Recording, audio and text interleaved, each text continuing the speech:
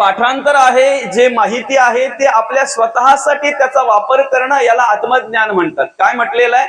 ऐक ज्ञानाचे लक्षण. ज्ञान कशाला म्हणतात? ह्या चरणातला पहिलाच शब्द आहे, ऐक. ऐकणं हेही ज्ञान आहे. काय? ऐकणं हेही ज्ञान आहे. ऐकणं ही भक्ती आहे. श्रवण, कीर्तन, विष्णू स्मरण, पादसेवन, अर्चन, वंदन, दास्य, सत्य आणि आत्मनिवेदन, 9 प्रकारच्या भक्तींमध्ये पहिली भक्ती श्रवण आहे. ऐकणं. समोर सगळे आपलेच बघितल्यानंतर हातातलं शस्त्र खाली ठेवलं आणि अर्जुन म्हणतायत, देवा सगळे माझेच आहेत. काय आलं? ममत्व. म्हणजे काय आली? माया. काय? सगळं माझं आहे. भगवंत म्हणतात, याची बोलावण करण्यासाठी मी आलेलो आहे दादा. मी तू पणाची झाली बोलवण. हे माझं आहे, ते तुझं आहे, हे नष्ट करण्यासाठी मी आलेलो आहे दादा. इंद्रिय जे जे म्हणते ते त्याची पुरुष करते, ते तरलेची न तरती विषय सिंधू. काय म्हणतात भगवंत? आणि शरीर जात हे अघवे, हे नाशिवंत स्वभावे, म्हणून तू झुंजावे पंडुकुमरा. काय म्हणतात भगवंत? उपजे ते नासे आणि नासे ते पुनरपी दिसे, हे घटिका यंत्र तैसे परिभ्रमेगा. हे घटिका यंत्र तैसे परिभ्रमेगा. कर्माने गेलेले आहेत ते, कर्माने मेलेले आहेत ते. मारणारा मी आहे, कार्यकरण तुला पुढे केलेला आहे. गीता तत्व हे आमच्या सर्वांसाठी आहे, सर्वांसाठी आहे. दुर्भाग्य एवढंच आहे, जे घरात पाहिजे ते कोर्टात आहे. काय?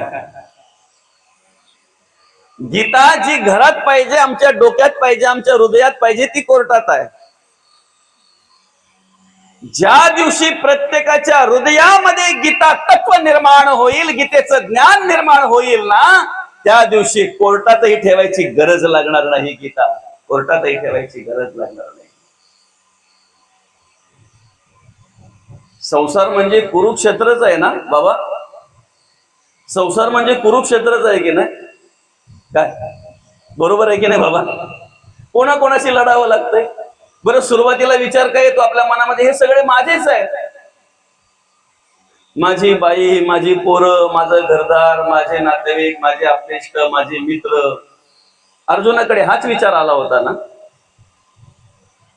तोच विचार नष्ट करण्यासाठी गीता मांडावी लागली, सांगावी लागली. अर्जुनाच्या प्रश्नाला, प्रत्येक प्रश्नाला उत्तर म्हणजेच भगवंताने मार्गदर्शन केलेली गीता आहे. काय नाही त्याच्यामध्ये? काय नाही आहे? आम्ही एवढे श्रीमंत आहोत की ज्या देशामध्ये गीता निर्माण झाली, ज्या देशामध्ये भगवान श्रीकृष्णांनी ते कार्य केलं, त्या हिंदुस्थान मध्ये आम्ही जन्माला आलेलो आहोत. त्या भारत देशामध्ये आम्ही जन्माला आले आहोत. आज या गीतेचा अभ्यास परदेशातल्या लोकांनी करावं, इतर देशातल्या लोकांनी करावं आणि त्या तत्वाप्रमाणे, त्या संस्कारांप्रमाणे, त्या संस्कृतीप्रमाणे चालण्या वागण्याचा प्रयत्न करावा. आम्ही या हिंदुस्थान मध्ये असताना सुद्धा जर आम्हाला ते गीता तत्व कळत नसेल तर आमच्यासारखे अभागी आम्हीच. अर्जुन कार्यकारण आहे दादा, नाही का बाबा? अर्जुन कार्यकारण आहेत ना. त्यासाठी माऊली छान उदाहरण देतात बघा. मला सांगा, तुमच्या घरात गाय वेळली, वेळलेली गाय दूध देते कोणासाठी? वासरासाठी. वासराच्या आधी कुठे देते ती दूध? वासराच्या आधी दूध देते कुठे ती? वेळलेली गाय दूध देते वासरासाठी. पण जरी वासरासाठी देत असली तरी आपल्या लहान मुलांची भूक भागते की नाही? भागवते की नाही? लहान मुलांचे काय, आपली सुद्धा भूक भागवते. तसं गीता तत्व हे अर्जुनासाठी जरी सांगितलं असलं तरी त्याचा उपयोग आम्हाला आहे. खऱ्या अर्थानं मी अर्जुन म्हणून ज्या वेळेला वाचायला लागेल ना, ऐकताय ना, हे कोणासाठी नाही, माझ्यासाठी लिहिलं आहे, माझ्यासाठी मांडलेलं आहे, माझ्यासाठी सांगितलेलं आहे. ज्या वेळेला मी त्या पद्धतीने त्या ग्रंथाकडे, त्या वाङ्मयाकडे पाहिन ना, त्या वेळेला खऱ्या अर्थानं त्याचा उपयोग मला होईल, त्या वेळेला खऱ्या अर्थानं त्याचा उपयोग मला होईल, बरं का. आणि म्हणून मग आम्हाला काय करायचं, संसारामध्ये जी कर्म आमच्या वाट्याला येतील ती करायची आहे. काय देखा अनुक्रम आधारे, तिसरा अध्याय काय म्हणतात माऊली, देखा अनुक्रम आधारे स्वधर्मो जो आचरे तो मोक्षो तेणे व्यापारे निश्चित पावे. ब्रह्मचर्य आश्रम, गृहस्थाश्रम, वानप्रस्थाश्रम आणि संन्यासाश्रम या चारही आश्रमांमध्ये सर्वश्रेष्ठ गृहस्थाश्रम सांगितलेला आहे. जर तुम्ही स्वधर्म आचरण करत असाल तर, स्वधर्म आचरण जर करत असाल तर गृहस्थाश्रम हा सर्वश्रेष्ठ सांगितलेला आहे. मोक्ष जर हवा असेल, मुक्ती, मोकळं जर व्हायचं आहे, ऋणानुबंधाने मोकळं व्हायचंय, आम्हाला सगळ्यांच्या देण्या घेण्यातून आम्हाला मोकळं व्हायचंय, मुक्त व्हायचंय आम्हाला, गृहस्थाश्रम हा सर्वश्रेष्ठ आश्रम सांगितलेला आहे. त्या गृहस्थाश्रमामध्ये कार्य करत असताना, संसारामध्ये कार्य करत असताना अनेक विचार आम्हाला स्पर्श करत असतात, अनेक प्रकारचे विचार स्पर्श करत असतात. कोळशाच्या खाणीत काम करायचं म्हटल्यानंतर कपड्यांना थोडाफार काळा लागणारच आहे ना. काय संसार काय आहे, संसार काय आहे, पण काम सोडून चालणार नाही. कसं चालेल काम सोडून? तुकोबांनी सोडलं नाही. काय बाबा, नाथ महाराजांनी सोडलं नाही. फक्त काय केलं, जो कुठे काळा डाग लागेल तो स्वच्छ करण्याचं काम त्यांनी केलं. आम्हालाही संसार करत असताना, प्रपंच करत असताना ते विचार स्पर्श करणारे, काळा डाग म्हणजे काय, विचार स्पर्श करणार आहे. जेवढं मुक्त होता येईल तेवढं मुक्त होता आलं पाहिजे, जेवढं मोकळं होता येईल तेवढं मोकळं होता आलं पाहिजे. पुन्हा एकदा सांगतो, ज्या वेळेला मीतूपणाची बोलवान होईल ना, मीतूपणा नष्ट होईल ना, त्या वेळेला खऱ्या अर्थानं आम्ही त्या मूळ तत्वाशी एकरूप होऊ. तोपर्यंत नाही, तोपर्यंत नाही. मी देह आहे म्हटल्यानंतर सुख दुःख आलं, जय पराजय आलं, मान अपमान आला, सगळ्या गोष्टी आल्या. देहाला सगळं आहे माऊली, देहाला सगळं आहे, बरं का. ज्या वेळेला अहम ब्रह्मास्मी, ऋग्वेद, यजुर्वेद, सामवेद आणि अथर्ववेद या चारही वेदाचे 4 महावाक्य आहेत. एक म्हणताय अहम ब्रह्मास्मी, दुसरं म्हणताय तत्वम असी, तिसरं म्हणताय अयम आत्मन ब्रह्महा, चौथं म्हणताय प्रज्ञानाम ब्रह्महा. आणि ह्या सगळ्यांचं ज्ञान झाल्यानंतर त्या साधकाची जी अवस्था होते ना, त्याला म्हणतात सर्व खलिदम ब्रह्महा. कुठे सर्व खलिदम ब्रह्महा म्हणजे काय?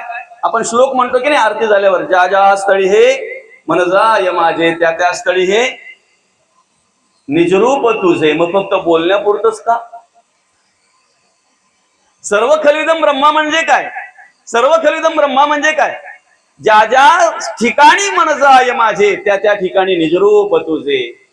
मी ठेवितो मस्तक ज्या ठिकाणी, देवा ज्या ठिकाणी मी मस्तक ठेवतो ना, तिथे तुझं रूप मला दिसलं पाहिजे, तिथे ती प्रचिती, तो प्रत्यय मला आला पाहिजे. याला म्हणतात सर्व खलिदम ब्रह्मा. काय म्हणतात माऊली? भगवंत म्हणतात मयेव मन अदस्व, मन मला द्या. मय बुद्धी निवेशय, हा बुद्धी माझ्या ठिकाणी स्थिर करा. निवेशिसी मयव अतरुद्वन संशया, तुम्ही मला येऊन प्राप्त व्हाल, मला येऊन प्राप्त व्हाल. माऊली या श्लोकावर भाष्य करत असताना म्हणतात, जे मन बुद्धी इही घर केले माझ्या ठाई, तरी मग सांगे काही मी तू ऐसे उरे. काय जोपर्यंत पती आणि पत्नी एकमेकाचा विश्वास संपादन करत नाहीत तोपर्यंत एक नाहीत. काय पती आणि पत्नी एकमेकाचा विश्वास जोपर्यंत संपादन करत नाहीत तोपर्यंत एक नाहीत. पण एकदा विश्वास संपादन केला का मग ती पण कधी कधी बोलता बोलता बोलते तुम्ही आणि मी काय वेगळं आहे का. तो पण कधीतरी बोलता बोलता बोलतो तू आणि मी काय वेगळं आहे का. देहाने जरी वेगळं असलो तरी मनाने एक आहोत. देहाने जरी वेगळे असलो तरी विचाराने एक आहोत. देहाने जरी वेगळे असलो तरी कर्माने गुणांनी सगळ्या गोष्टींनी एक आहोत. सगळ्या गोष्टींनी एक आहोत. बरं का? तिथे जर आम्हाला विश्वास संपादन करावा लागतो संसारात, तर आम्ही एकमेकाचे होतो. इथे तर अध्यात्म आहे, परमार्थ आहे, भक्ती आहे, देवकार्य आहे. संसारामध्ये जर विश्वासाला एवढं महत्व आहे तर देवकार्यामध्ये विश्वासाला किती महत्व असेल सांगा ना दादा. धर्मकार्यामध्ये विश्वासाला किती महत्व असेल. विश्वास महत्वाचा आहे. विश्वास महत्वाचा आहे. तिथे जर एखाद्या पत्नीला पतीचं होण्यासाठी सर्वस्व त्याग करावं लागतंय, सर्वस्वाचा त्याग करावा लागतो. इथे आम्हाला देवाचं व्हायचं आहे. भगवंत म्हणतात मन फक्त मला अर्पण करा. आपण परवा सुद्धा या ठिकाणी विवरण घेत असताना, चिंतन करत असताना विचार केला, माळ देहाला का मनाला? माळकरी कोण? बरोबर ना बाबा? माळकरी कोण? जोपर्यंत देहापुरती मर्यादित आहे ना तोपर्यंत आम्ही सगळ्या गोष्टींमध्ये आहोत. सगळ्या म्हणजे काय, मला मग बोलतो पण आता मालकरी झालोय म्हणून. देहाला की मनाला? जोपर्यंत देहाला आहे ना माळ तोपर्यंत आम्हाला सगळ्या गोष्टी स्पर्श करत असतात. जशी वेळ येईल तसं आम्ही वागत असतो. मनाला माळकरी केलं, मनाला माळ घातली की मग देहामध्ये सुद्धा परिवर्तन झाल्याशिवाय राहत नाही. मनाला माळकरी करता आलं पाहिजे. आणि लोक म्हणतात मनावर कंट्रोल असला म्हणजे झालं. मनावर कंट्रोल असला म्हणजे झालं. 60,000 वर्ष तपश्चर्या करणाऱ्या विश्वामित्रांचा कंट्रोल घालवला मनाने. किती वर्ष? 60,000 वर्ष. त्यांची तपश्चर्या भंग करण्यासाठी पाठवली मेनका. मेनका पाठवली असं म्हणतात. पाठवली मेनका आणि टिपला नेमका. मला सांगा, आपण उपासनेला बसलोय, आपण देवपूजा करतोय, आपण देवाचं नामस्मरण करतोय, आपली ती तपश्चर्या भंग करण्यासाठी मेनकेची गरज आहे का? मेनकेची गरज आहे? एक दास आपली तपश्चर्या भंग करतोय. एक दास दात चावला तर माणूस जोपर्यंत त्याला पाठपुरावा म्हणजे त्याला व्यवस्थित काय त्याचा निर्णय लावित नाही ना तोपर्यंत स्मरणिकेकडे लक्ष नाही, त्याचं समोर प्रतिमेकडे लक्ष नाही, देवाकडे लक्ष नाही. का होत आहे माऊली असं? आम्ही मनापासून विचार करत नाही कुठल्याही गोष्टीचा. मनापासून विचार करत नाही. आम्ही उशीत पासून पंढरपुरापर्यंत एकच अट्टासाने जातो. मला पांडुरंगाचं दर्शन घ्यायचंय, मला पांडुरंग परमात्म्याला डोळे भरून पाहायचंय, मला पांडुरंग परमात्म्याचं दर्शन झालं पाहिजे. देवाच्या पुढे गेल्यानंतर डोळे मिटतात हे दुर्दैव आहे. जिथे डोळे भरून पाहायचंय माऊली तिथे गेल्यानंतर माणूस हात जोडतो आणि काय करतो? हात जोडल्यानंतर डोळे मिटतो. डोळे मिटल्यानंतर डोळे उघडायच्या आधी त्याला लगेच पुढे ढकलतात, हे चल बस झालं, आणि मग बोलतंय सगळं झालं, पाहायचं राहून गेलं. आम्ही तिथे गेल्यानंतर डोळे उघडे ठेवून पांडुरंग परमात्म्याला डोळ्यामध्ये साठवून घ्यायचंय. किती साठवून घ्यायचंय? घरी आल्यानंतर जेव्हा जेव्हा डोळे मिटतील ना तेव्हा तेव्हा पांडुरंग परमात्माच आम्हाला दिसला पाहिजे. पांडुरंग परमात्माच आमच्या डोळ्यापुढे उभे राहिले पाहिजे. बरं, डोळे मिटणारा कोण आहे मग? आपण का मन? आपण तर ठरवून जातो ना देवाला पाहायचंय म्हणून. मग डोळे मिटणारा कोण आहे?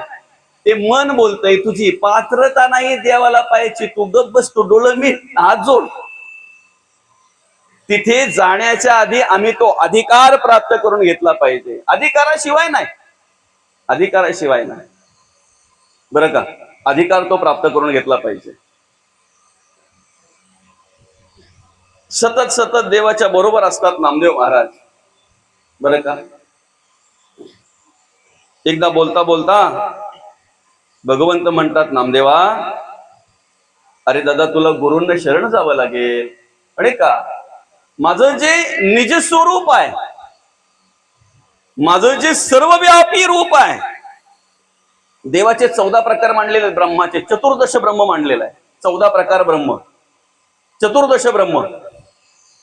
निर्गुण ब्रह्म आहे, सगुण ब्रह्म आहे, साकार ब्रह्म आहे, निराकार ब्रह्म आहे, साक्ष ब्रह्म आहे, खम ब्रह्म आहे, निराधार ब्रह्म आहे, निर्विकल्प ब्रह्म आहे. अनेक प्रकार आहेत, 14 प्रकार सांगितलेले आहेत. आमच्या देहामध्ये एकच आत्मा आहे, पण तो आत्मा किती प्रकारे कार्य करतो? एकच आत्मा आहे, पण प्रत्येक कार्य करत असताना आम्ही काय करतोय हे पाहायचं कोण करतोय काम? आत्मा करतोय. त्याला साक्षी ब्रह्म म्हणतात. काय म्हणतात त्याला? साक्षी ब्रह्म.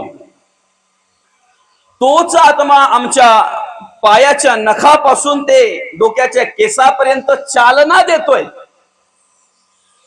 चालना देतोय. बाहेरून घरात आल्याबरोबर पहिले ऑर्डर देतोय तो, ऐकलंस का? काय? जेवायला वाढचल. ऑर्डर दिली, बसला, ताट समोर आलं. आता तिथे पण पद्धती आहेत, हात जोडण्यासारखा असेल तर ठीक आहे. वदनी कवल घेता नाम घ्या श्रीहरीचे, सहज हवन होते नाम घेता पुकाचे, जीवन करी जीवित व अन्न हे पूर्ण ब्रह्म, उदर भरण न हे जाणीचे यज्ञ कर्म. जनी भोजनी नाम वाचे वदावे, अति आदरे गद्य घोषे म्हणावे, हरी चिंतने अन्न सेवित जावे, तरी श्रीहरी पाविजे तो स्वभावे. हात जोडायला चालना तो भगवंत देतोय. त्या पदार्थांकडे पहिल्यानंतर पहिले जिभेला पाणी देव आणतोय. काय? घास वळवण्यासाठी तो देव चालना देतोय. घास तोंडाजवळ आल्यानंतर आ करायला तो देव चालना देतोय. आ केल्यानंतर दातांना चालना तो देव देतोय. बरं का? चावण्यासाठी परत आतमध्ये गिळण्यासाठी चालना तो देव देतोय. तरी देवाचं काम संपत नाही. आपण शांत निवांत बसतोय, जेवल्यानंतर बोलतो आता निवांत बसलोय. दादा, तू जरी निवांत बसला असेल तरी जठराग्नीला प्रज्वलित करणारा तो भगवंत त्या ठिकाणी कार्य करत असतो. बरं का? सागरामध्ये जो निर्माण होतो त्याला वडवाग्नी म्हणतात. देहामध्ये जो कार्य करतोय त्याला जठराग्नी म्हणतात. आणि चितेला जो दिला जातो त्याला भडाग्नी म्हणतात. भडाग्नी. अग्नीचे प्रकार आहेत. अग्नीचे प्रकार आहेत. जठराग्नी आमच्या अंतःकरणामध्ये प्रज्वलित करून आहुती आम्ही ज्या टाकतो ना, त्या आहुत्यांचं बरोबर जिथे पाहिजे तिथं विज्ञान प्रगत आहे. विज्ञानाने खूप प्रगती केलेली आहे. पण मला एक तरी अशी मशीन दाखवा, डाळ भात भाजी टाकली की रक्त तयार होतंय. काय मौली? विज्ञान एवढं प्रगत आहे, पण आतापर्यंत आईच्या दुधासारखं दूध कोणीही तयार करू शकलं नाही. कोणीही तयार करू शकलं नाही. लोकांनी काय काय मिक्स करून दुधा तयार करायला घेतल्यात. आता मागे काय आलं, युरिया खतापासून. काय डोका आहे? पण मला सांगा, हितकारक आहे का अपायकारक आहे? युरिया खतापासून जर तुम्ही दूध तयार करत असाल आणि तो जर तुम्ही पित असाल तर तो आपल्या शरीरासाठी अपायकारकच आहे ना. तुमचा नुकसान होतोय याच्याशी माणसाला गरज नाही, 4 पैसे मिळतात याच्याशी गरज आहे. जन हे सारे दिल्या घेतल्याचे, बस फक्त आमचा 4 पैसे फायदा होतो ना, बस आहे. बरं का? आणि म्हणून केसापासून तर नखापर्यंत जो आत्मा आम्हाला चेतना देतोय तो चैतन्य ब्रह्म म्हणून आमच्या अंतःकरणामध्ये, आमच्या मनामध्ये कार्य करत असतो, आमच्या शरीरामध्ये कार्य करत असतो. साक्षी ब्रह्म, चैतन्य ब्रह्म, दिसत नाही निर्गुण ब्रह्म आधार घेतो आम्हाला त्याची ओळख करून देण्यासाठी. सगुण ब्रह्म सर्वव्यापी आहे, सर्वव्यापी आहे, सर्व ब्रह्म आहे. आणि असं सगळं कार्य करणारा सुद्धा आकारात नाही ना. आकारात कुठे येतो? मला सांगा. देवाचा आकार या मूर्त्या आपण तयार केल्यात. जसं वेदामध्ये शास्त्रामध्ये वाचलं, बाबा गणपतीला सोंड दिली, हनुमंताला शेपटी दिली, जे काही असेल ते. बरं का? तसा तो निराकार आहे. मग कसा आहे? स्वतः भगवंत गीतेमध्ये सांगतायत, नैनम छदंती शस्त्राणी नैनम दहती पावका न चैनम क्लेदयंती को न शोषयति मरुतः. असा तो देव आहे. आम्हाला काय करायचं आहे? त्याच्या आणि मधला अंतर आणि आमच्या मधला अंतर नष्ट करायचंय. भगवंत म्हणतात मन अर्पण करा. मन कुठे अर्पण करा? देवाला द्या. मन हा मोगरा अर्पणे ईश्वरा पुनरपी संसारा येणे नाही. मन हे तुलसी अर्पणे ऋषिकेशी पुनरपी संस्कृती येणे नाही. तो मन आम्हाला देवाच्या चरणी अर्पण करता आला पाहिजे असं म्हणतो माणूस की मनावर कंट्रोल असला म्हणजे बस झाला. पण नाही दादा, मनावर नियंत्रण जर ठेवायचं असेल तर त्यासाठी मनरूपी घोडे आवरण्यासाठी भगवान श्रीकृष्णच सारथी पाहिजे. सारथी कोण पाहिजे? भगवान श्रीकृष्णच पाहिजे. आणि झालं काय, नामदेवाला भगवंत म्हणतायत दादा तुला गुरु करावा लागेल, श्री गुरु करावा लागेल.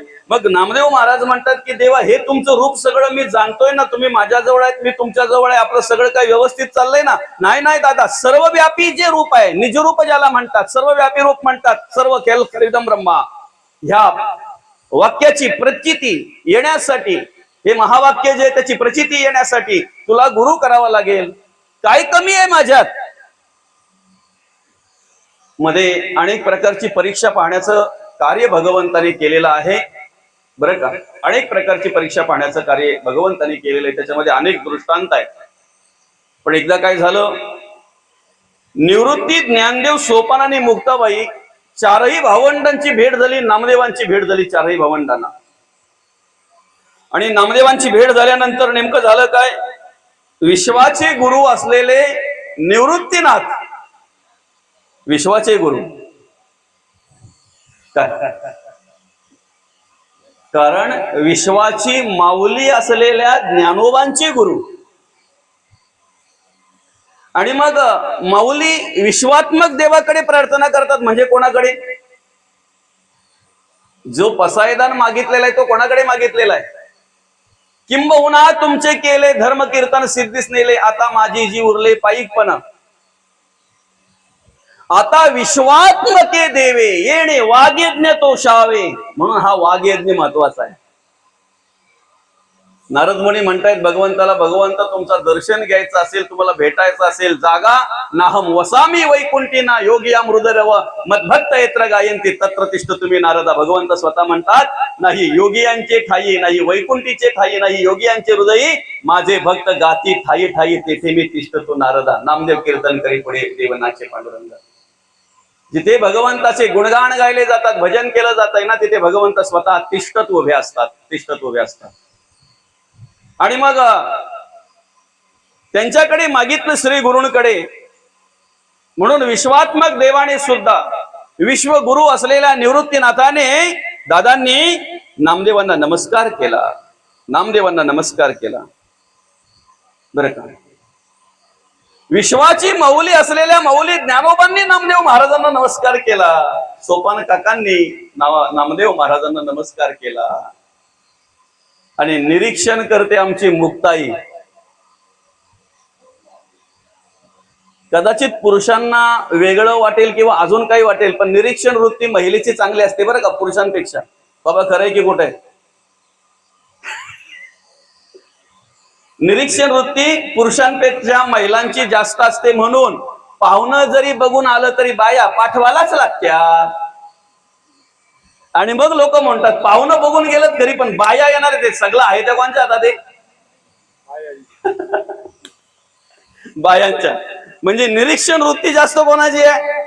महिलांची. फक्त फरक एवढाच आहे की त्यांची संत परीक्षा करण्याची निरीक्षण वृत्ती आहे आणि आमची जंत परीक्षा म्हणू का बरं, असो चला हरकत नाही, जे काय असेल ते.